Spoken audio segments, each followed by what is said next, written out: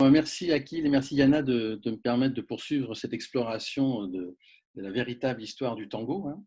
Et pour ce soir, je vous propose de vous raconter une journée de la vie des Julio des Caro. Alors, Julio de Caro, je dis quelques mots pour préciser. Donc, Julio de Caro, c'est quelqu'un c'est un surdoué de la musique, qui était issu d'une famille italienne très très musicienne, qui s'est fait chasser de sa famille par son père parce que son père considérait simplement la musique classique. Et quand il a vu que son fils s'intéressait au tango et allait dans des endroits bizarres, ça lui a fait un peu bizarre à lui aussi. Et en particulier, il a profondément transformé la musique du tango en valorisant énormément l'orchestre, en introduisant la polyphonie de l'orchestre, les jeux de solistes, etc. Il a modifié certaines façons de jouer des instruments, du violon, du bandoneon. Il a même inventé un instrument, d'ailleurs un peu bizarre, qui est un violon à cornet, qu'on voit encore quelquefois. Donc voilà, et donc cette journée est un peu particulière. Alors pour que vous ayez quelques points de repère, je donne 2 ou 3 informations qui sont évoquées dans le texte que j'ai lire. J'évoque un moment donné San Felipe, San Felipe, c'était un endroit où on dansait les milongas à la fin du 19e siècle à Montevideo. Ça, c'est un premier point. J'évoque les guapos. Les guapos, je crois que c'est de l'argot napolitain, sont des voyous qui sévissaient à Buenos Aires. Et puis à un moment donné, comment dire, Firpo, dont je vous ai raconté une histoire la dernière fois, l'a invité à Montevideo jouer alors qu'il était encore adolescent, je crois.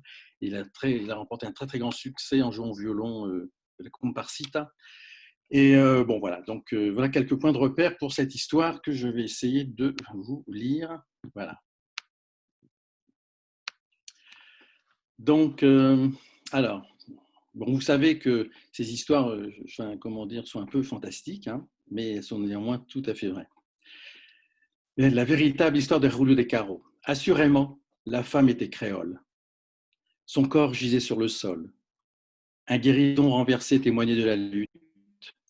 L'officier fit quelques pas puis se retourna. Par la fenêtre, il observait l'entrée de l'Académie San Felipe. L'écho aigrelé d'un orgue de barbarie s'en échappa. L'officier crut reconnaître la chanson. Les sabots des chevaux soulevaient la poussière. Un portefaix déposa sa charge. Il était 17 heures environ. La chaleur s'étirait au-dessus des maisons comme un chat paresseux. L'officier fit dégager l'attroupement. Il remarqua l'archer. On aurait dit qu'il avait été jeté là sans raison. La transpiration s'étendait maintenant sur ses tempes et sa chemise. Il se pencha vers le serpent tatoué à l'épaule qui mordait la nuque. Le couteau avait saisi la vie de la femme à la gorge. Il monta à sa chambre. La pièce était vide. L'officier s'épongea le front. Il pensa qu'il serait en retard. En février 1882, là où commencent les terrains vagues et où ont été coupés les arbres, on arrêta un guapo. Son visage était sans expression. Il se rendit sans se battre. On reconnut le couteau. L'officier referma le dossier. Julio maintenant se pressait. Arrivé devant le palais de glace, Roberto Firpo l'aperçut. L'orchestre s'installait. Il le héla. Il appela Julito. Le jeune homme sourit. Puis les musiciens et les danseurs s'en étaient allés. Tandis que Julio s'apprêtait à rentrer, elle s'était présentée à lui. Un châle recouvrait ses épaules. Elle fit un geste d'une manière étrange pour qu'il ne tombât pas. Roberto les regarda s'éloigner. Au bruit de la rixe, Julio avait sursauté. La danseuse s'effaça. Les regards échangés se perdirent. Il posa sa main sur celle de la femme. Elle ne bougeait pas. Sur sa peau noire se reflétait la lune. Comme il se rendormait, la chanson s'enroula dans l'escalier. Enfin, Julio se leva. Il s'avança jusqu'à la table. Il prit le couteau pour trancher le lard. Il regarda le violon dont il avait égaré l'archet. La femme s'approcha pour l'embrasser. Julio posa ses lèvres sur sa nuque, juste au-dessus de la tête du serpent qu'elle portait tatoué. Voici la fin de l'histoire. Merci Michel, merci beaucoup, merci beaucoup. Merci pour ce moment.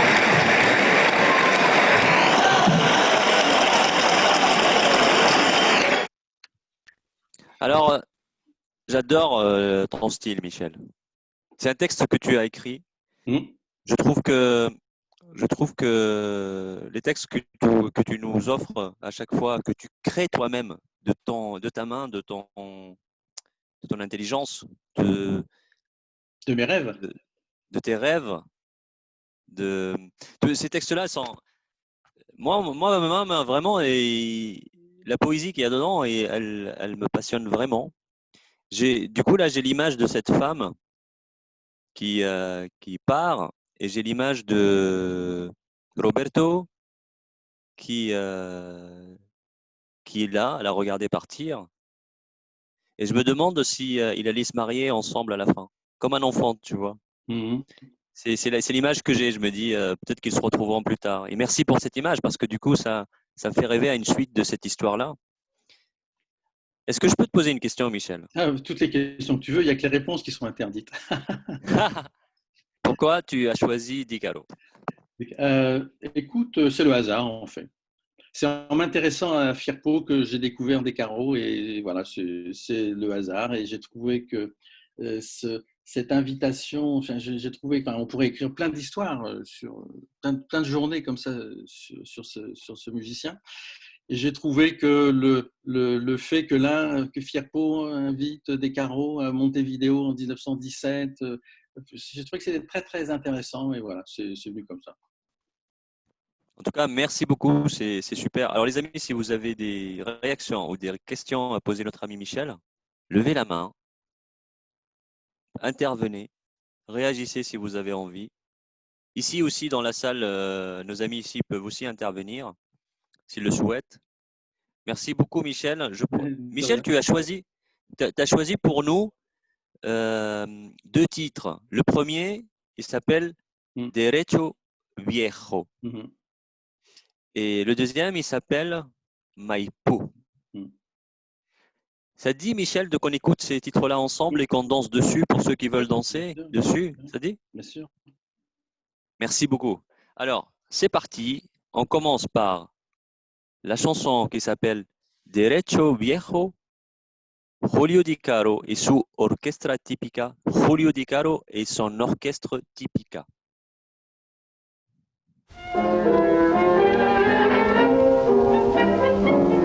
Dansez!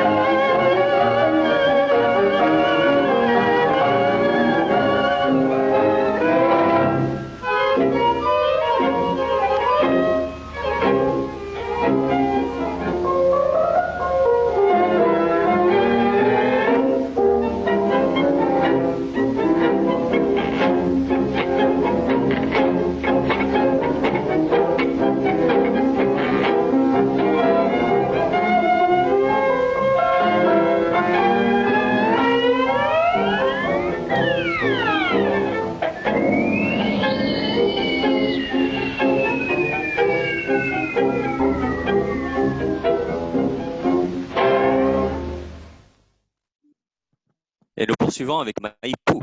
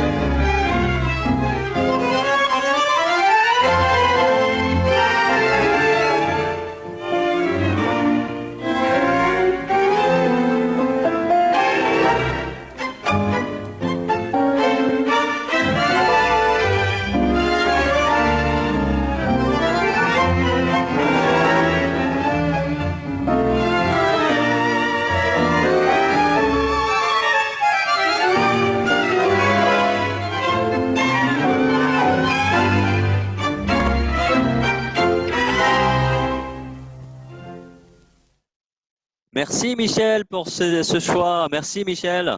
Merci.